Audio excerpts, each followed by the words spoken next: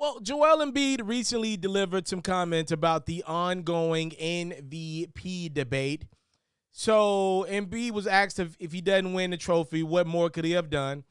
And he said, if it happens, great. If it doesn't, I don't know what I have to do. I feel like they hate me. I feel like the standard for guys in Philly or for me is different than everyone else.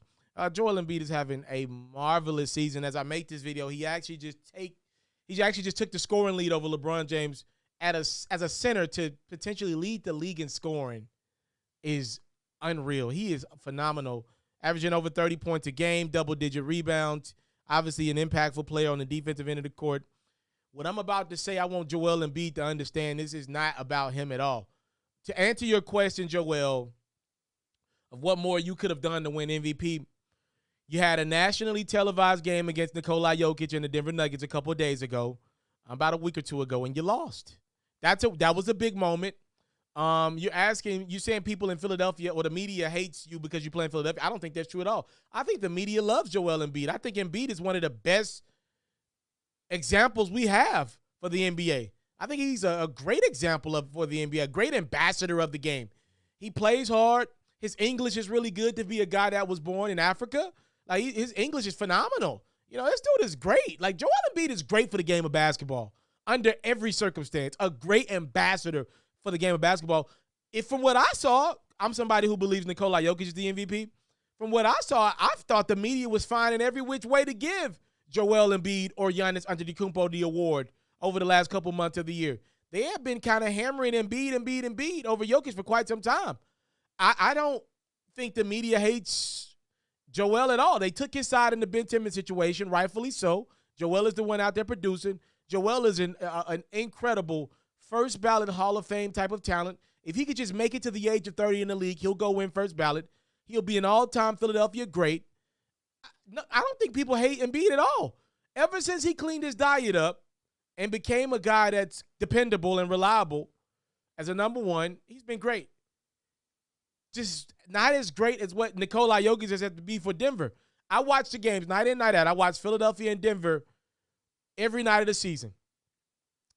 Nikola Jokic, night to night, has just had a little less than what Joel Embiid has had. There have been games when Embiid has had really good numbers, but got some help from a Tobias, got some help from a Tyrese Maxey, Steph Curry, obviously following the James Harden trade, which is a big piece to this puzzle. Embiid's had some nights where he could be really good, not great, and his team could win. Now, there have been a lot of those nights where Embiid just was great anyway, right? But he's gotten great performances from teammates in some of the games that he's been great in himself, right? Nikola Jokic hadn't had that luxury. He has had to be great pretty much every night of the season, and hope that he's gotten some help from whomever night to night, whether it's Bones Highland, Will Barton, Aaron Gordon, Jamal Murray and Michael Porter Jr. have pretty much both been out of the season. Murray has been out the entire season. Michael Porter missed most of the season. I'm going to reward Nikola Jokic my MVP award this year because of that. You know, let's compare guys, right? I would say, mate, what do you want to compare? Michael Porter Jr. to Tyrese Maxey, and then we could compare maybe Jamal Murray to James Harden. Okay, Embiid's got both of those guys for the home stretch of the season. I know what happened with Ben Simmons. I get it. Joel Embiid has had those guys for the last month and some change of the season, though. That has to be brought into conversation. Now, here's the win.